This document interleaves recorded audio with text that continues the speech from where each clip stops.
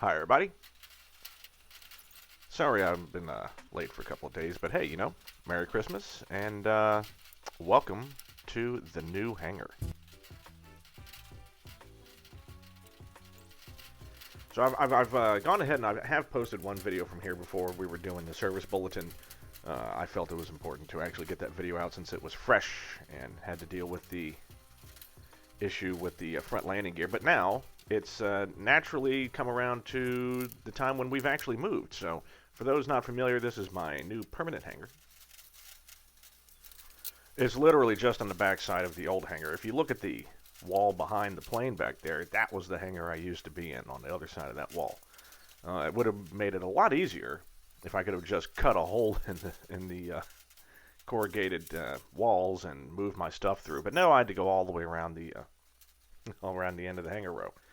Which reminds me, let's just go straight into the first rant, or the only rant that I need. It's, hey, to myself, dumb f***, don't try to power lift or deadlift your entire toolbox by yourself to get it out of the hangar, dumbass. You see that big red toolbox I've got there on the right side of the screen? Yep. So I tried to deadlift that thing over the guardrails of the doors in the old hangar. Thanks to that, my back was pretty much out of commission for about 2 weeks.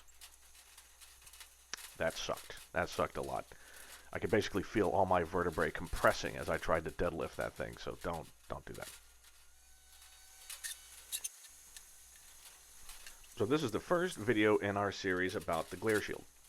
I'd like to start by thanking Ken, our ex-president of the club, who gave me this sweet food prep steel table. This is perfect.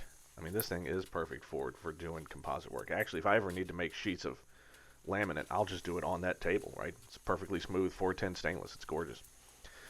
So we're going to be working on the glare shield up top. So what is the glare shield, right? It's the dashboard of your plane. You can see I've got the canopy frame up top there. Now, most people just paint it a black color, or they might bond some fabric on it, or leather, or something like that.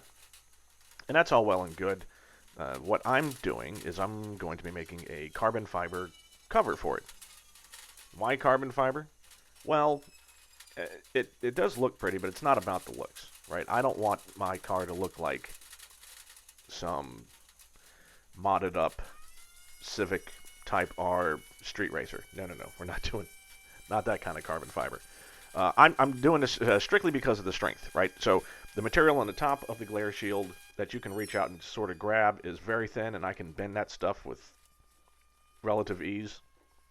And eventually, I know that I would eventually just, reach out and grab it. Whenever I get into like severe turbulence, my instinct is always to sort of reach out and grab the glare shield for stability, just to hold on in case I need to move my hand down into the avionics panel, which is just below it, or to the throttle beneath that. It just sort of helps me stay stable.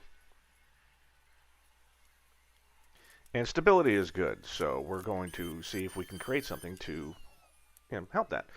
Here you can see I don't really have much composite fabric left, so I'm taking everything I've got as scrap and cutting as many pieces as we can, including fiberglass. So we're just going to lay up fiberglass and carbon fiber together. You can. Actually, if you buy carbon fiber pieces, more often than not, or I should say cheap carbon fiber pieces, you're probably really only getting 1 or 2 layers of carbon fiber and the rest is fiberglass.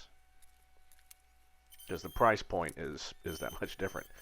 I will say this, if you want to do composite work, and you're going to be doing fabric work a lot with your planes, you definitely need a pair of electric scissors. That pair I've got is fantastic.